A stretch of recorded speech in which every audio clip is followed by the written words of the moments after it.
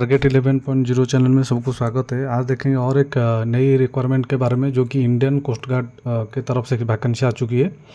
तो सारे चीज़ देखेंगे स्टेप बाय स्टेप। आप लोग देख पा रहे हैं मेरे स्क्रीन में। जैसे कि पोस्ट का नाम है assistant commandant general duty technical engineering and electrical electronic for 2027 batch. Application will be accepted online, only online में आप अप्लाई कर पाओगे। 8 जुलाई से ऑलरेडी स्टार्ट हो चुकी है। 23 जुलाई लास्ट डेट है। तो सारी चीज़ देखेंगे, एज क्राइटेरिया देखेंगे, क्वालिफिकेशन क्या है देखेंगे। जैसे कि आप देख पा रहे हो कि जनरल ड्यूटी जीडी पोस्ट है। इसमें एज लिमिट है 21 से 25 साल उम्र तक है, ठीक है।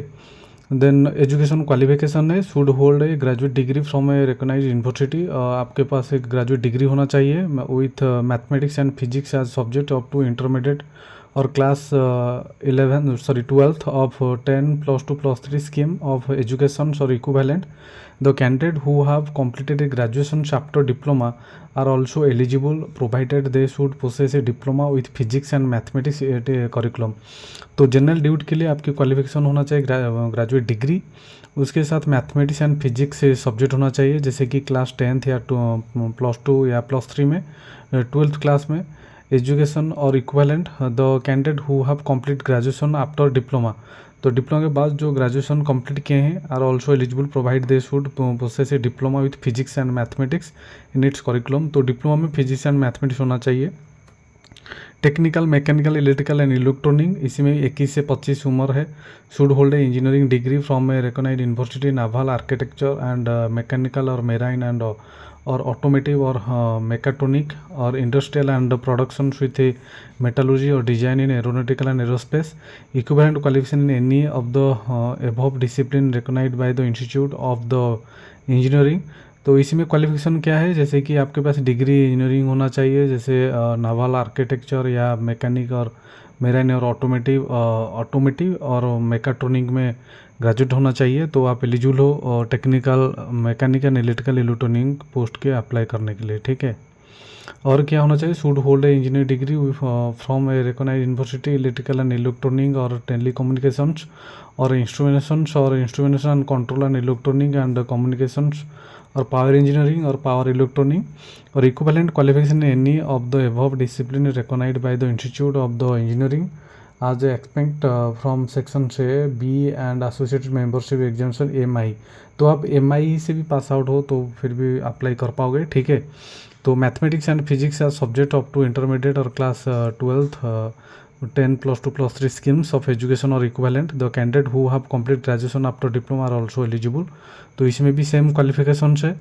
तो एक्सप्लेनेशन सर्टन एलिजिबिलिटी क्राइटेरिया, ऊपर age limit 5 years SC/ST and 3 years OBC। तो OBC जो उनके लिए 3 years रिलैक्सेशन है और वो SC/ST उनके लिए 5 साल की रिलैक्सेशन है, जैसे कि 21 से 25 जो एज लिमिट है, ठीक है। देन और देखेंगे candidate having integrated post graduate degree are also eligible to apply provide that they have positions of certificate issued by the respective institute university certifying that the candidate have pass. तो जो बंदे post graduate degree जिनके पास है वो भी apply कर पाएंगे, ठीक है। Indian Coast Guard has the discretion to fix qualifying marks in any or all subject of the examination and decide number of candidates to be shortlisted or stage 1, 2, 3. The date of birth, gender will not be allowed to be changed any subsequent stage even after induction under any circumstance। तो आप एक बार online apply कर देते हो, जैसे कि आप date of birth, qualification, तो बाद में आप चेंज नहीं कर पाओगे, ठीक है। ये है वैकेंसी। जैसे कि जनरल ड्यूटी में 140 वैकेंसी है, टेक्निकल इंजीनियरिंग इलेक्ट्रिकल में 30 वैकेंसी है, जैसे कि आप देख पा रहे हो। कैटेगरी वाइज वैकेंसी है SC/ST OBC EWS on reserved. तो टोटल वैकेंसी 170 कुल मिला के, ठीक है। तो जैसे कि जनरल ड्यूटी में 140 है, टेक्निकल इंजीनियरिंग में 30 एंड टोटल 170 वैकेंसी है। द वैकेंसी है tentative and are subject to change. तो ये जो वैकेंसी है तो ये सीमित नहीं है, हो सकता है तो बढ़ भी सकता है या घट भी सकता है, ठीक है। एडिशनल एलिजिबिलिटी क्राइटेरिया क्या है, candidate withdrawn a disciplinary ground from any other servicing training academy are not eligible to appear. Candidate should not have been arrested, convicted and prosecute on criminal charge. तो ये जैसे candidate should not have been arrested, उनके नाम कोई case वगैरह नहीं होगा जो बंदे अप्लाई करेंगे ना। Convicted and prosecute on criminal charge, कोई क्रिमिनल केस नहीं होना चाहिए। Candidate who are diverted from appearing in public service exam are not be eligible. तो जो बंदे पहले कोई भी कॉम्पिटिटिव एग्जाम से मतलब डिवाइडेड है तो उनको अलाउ नहीं है। Candidate who have yet to pass their degree examination will be eligible only if they are studying in the final year और degree examination. Those candidate who yet qualifying in the final year degree examination are allowed to appear. जो बंदे final जो exam है allow मतलब अभी दे के रखें final exam, वो भी अप्लाई कर पाएंगे। should note that this is only special concessions given of them. They are required to submit proof of passing the degree examinations for request person in aggregate by 31 October 2026 and no request for extending this date. तो जो बंदे अभी फाइनलर है वो भी apply कर पाएंगे और उनको 31 अक्टूबर 2026 तक सिलेक्शन हो जाएंगे तो वो सर्टिफिकेट मेंशन करेंगे, ठीक है। ये था। देन सिलेक्शन प्रोसीजर कैसे, the selection of assistant commandant is based on the all India order of merit which is based on performance of candidate in various stage. तो ये जो स्टेज है 1 से 5 तक आपकी जो एग्ज़ाम लिया जाएगा, जैसे कि स्टेप बाय स्टेप है। जैसे stage 1, stage 2, stage 3, stage 4, stage 5 is compulsory for requirement ICG Indian coast guard. All candidate will be compulsory subject to biometric photo identifications and document verification during various stage of examination। the details of various stage of examinations are follow। जैसे कि stage 1 आप देख पा रहे हो coast guard common admission test CGCAT, ठीक है। Candidate for all branches shall appear in computer based online screening test. आपकी एक स्क्रीनिंग टेस्ट लिया जाएगा, जैसे कि जो स्क्रीनिंग टेस्ट है उसी में क्या होगा कि English, reasoning and numerical ability, general science, mathematical aptitude and general knowledge. जैसे कि सारे जो सब्जेक्ट है English, reasoning, general science, general knowledge, उसमें 25 क्वेश्चन है एंड ड्यूरेशन 2 आवर्स की टाइम है, ठीक है। ये है आपकी जो CGCAT जो कि coast guard common admission test है, ठीक है। Then note all India category wise merit list for stage 1। जैसे स्टेज 1 आप एग्ज़ाम कंप्लीट होगा तो आपकी एक मेरिट लिस्ट आएगी all India. Be prepared on the basics of marks score on stage 1 examination. If there is a tie at the last shortlisted candidate then all the candidate having same marks at the last date will be shortlisted stage 2। तो जो बंदे shortlist में आएंगे तो उनको stage 2 में बुला जाएगा, जैसे कि नॉर्मलाइजेशन ऑफ मार्क्स, ठीक है। देन देखेंगे stage 2 preliminary selection board PSB उसको बोलते हैं, जैसे preliminary selection board PSB based on the performance in the stage 1। Stage 1 में अच्छा परफॉर्मेंस करोगे तो स्टेज 2 में जाओगे। Candidate will be shortlisted for appearing stage 2 which will be conducted for a day at Noida, Goa, Chennai, Kolkata, Shillong, Guwahati and Gandhinagar centres. तो stage 2 जो exam होगा ये जो सारे जो सिटी दे रखे हैं उसी में ही होगा आपका, जैसे कि नोएडा में, गोवा में हो सकता है, Chennai, Kolkata, Shillong, Guwahati and Gandhinagar centres. Candidate are to give their choice for PSB। तो स्टेज 1 क्वालिफाई करने के बाद आप स्टेज 2 में जाके आप सेंटर चूज कर पाओगे, ठीक है।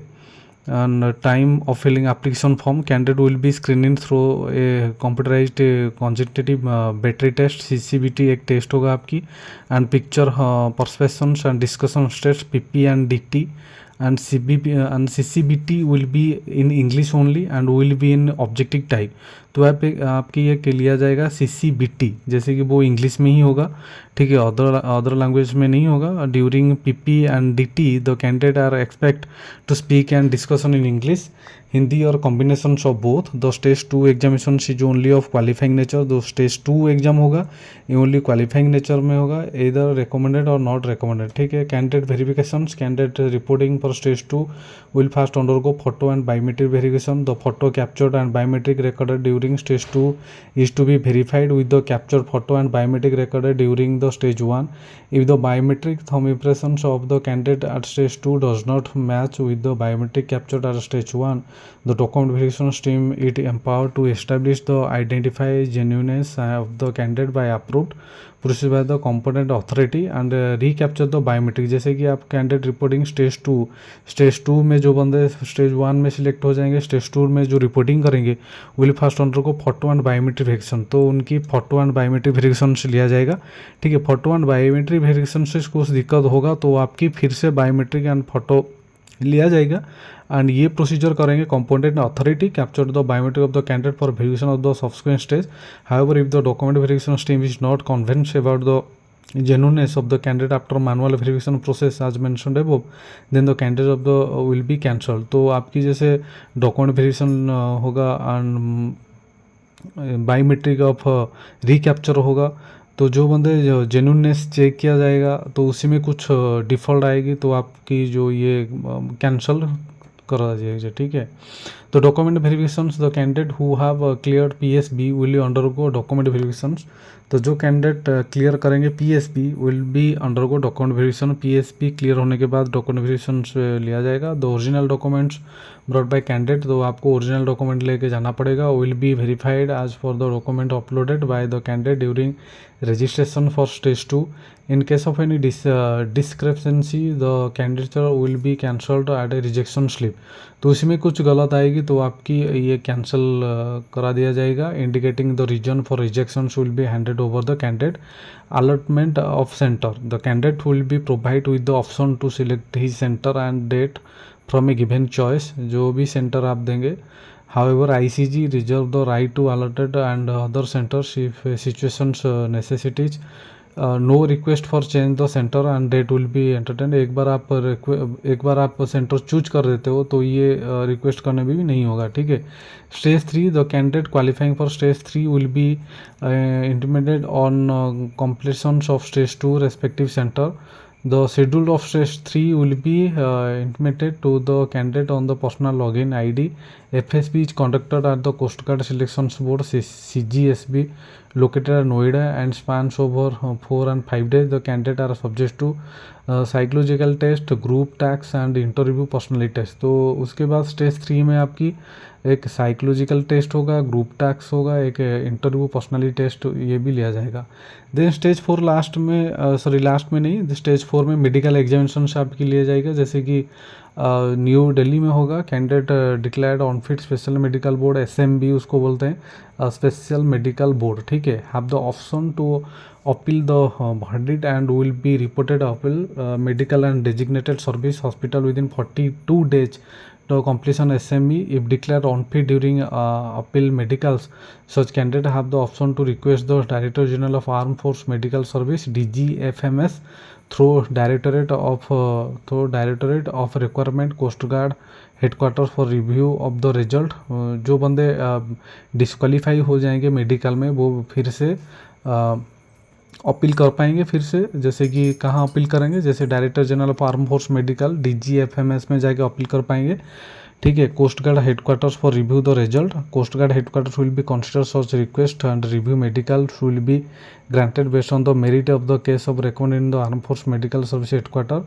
RMB is not matter of right। if the review is approved, the designated hospital for conduct of the review will be indicated in the approval। the decisions of the RMB will be final and no further appeal will be accepted।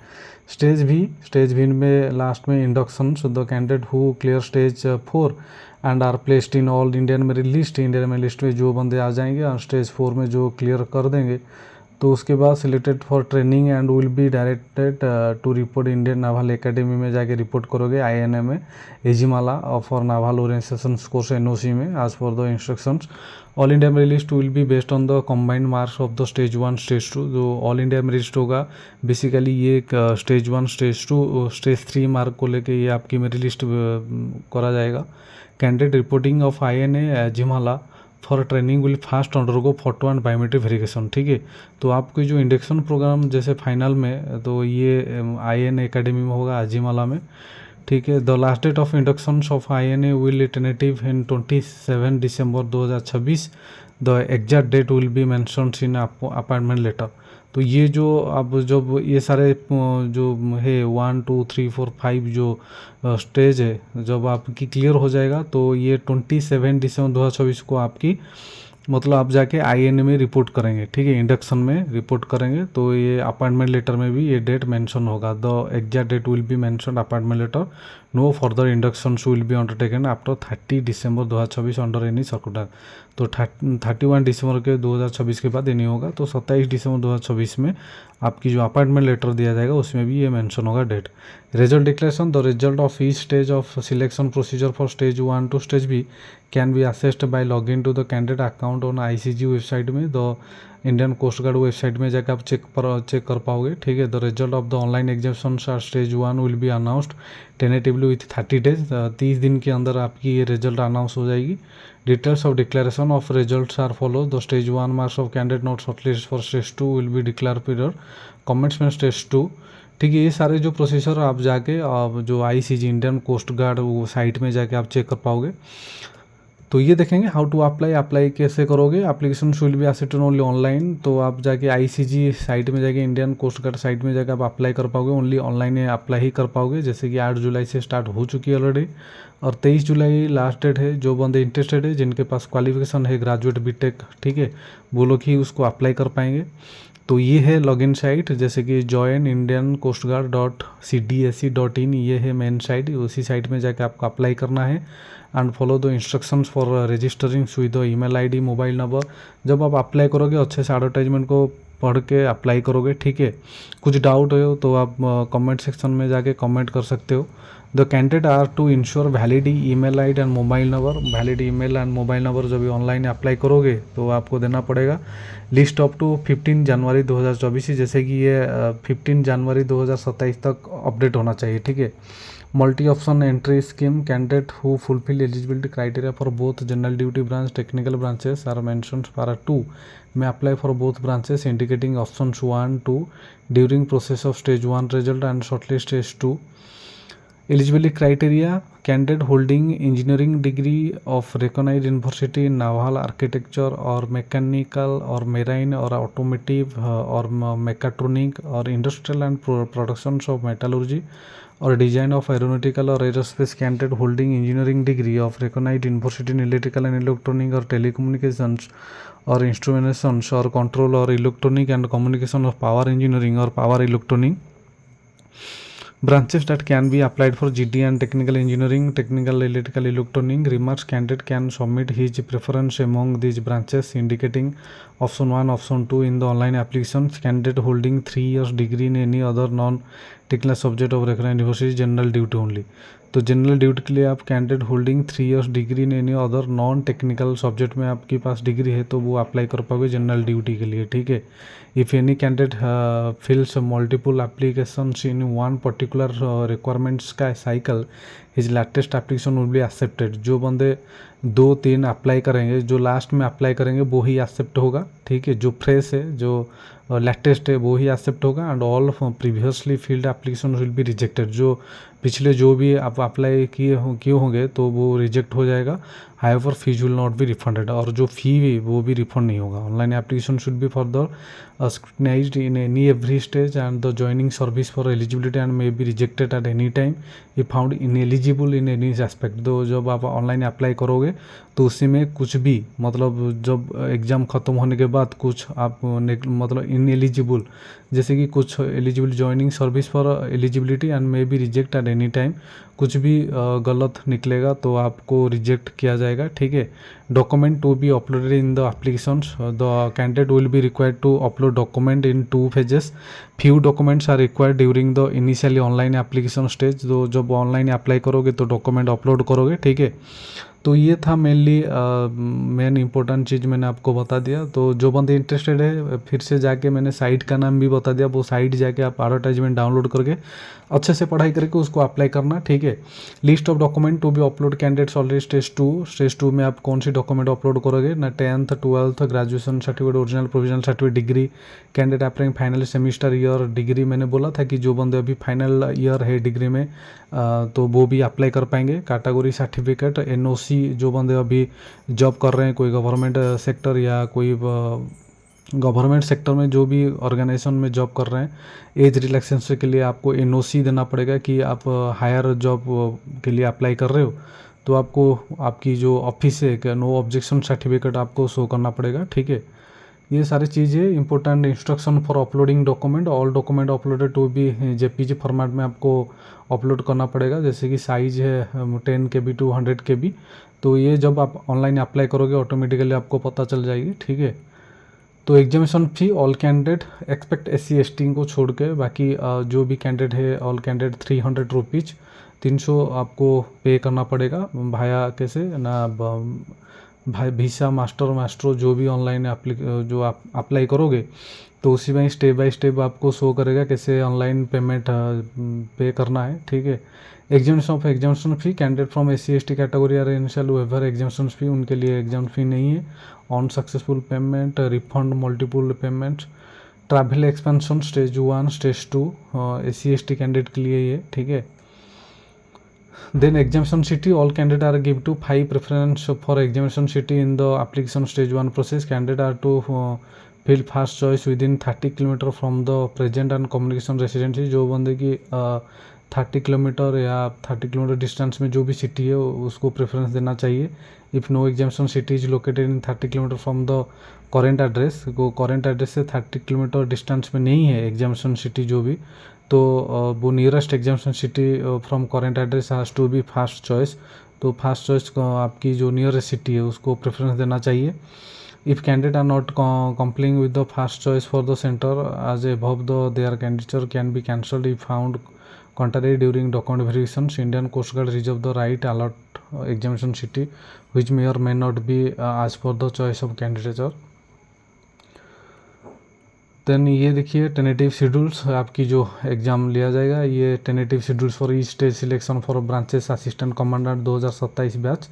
तो ये देखिए GD technical stage 1 आपकी exam लिया जाएगा 18 सितंबर 2025 में, stage 2 नवंबर 25 में, stage 3 जनवरी 26 से अक्टूबर 26 तक, स्टेज 4 मार्च 26 से अप्रैल 26, ठीक है, स्टेज 5 दिसंबर 26, ठीक है। तो ये था टेनेटिव शेड्यूल्स ऑफ एग्जामिनेशन 2027 मतलब 2027 बैच, ठीक है। तो इसमें और कुछ इम्पोर्टेंट नहीं है, जो भी चीज़ है मैंने बता दिया। मेडिकल स्टैंडर्ड ये तो सभी को मालूम है, जैसे कि आपकी असिस्टेंट कमांड के लिए आपकी 157 centimetre minimum reduction, minimum height होना चाहिए 157 एंड वेट आपकी ये एज के हिसाब से वेट लिया जाएगा। Chest will professional minimum expansion 5 centimetre, hearing normal, I side आपकी 6/6 रहेगी असिस्टेंट कमांड के लिए, ऑन करेक्ट विदाउट ग्लास रे, करेक्ट विदाउट ग्लास रे 6/6, ठीक है। ये आप लोग देख लेना।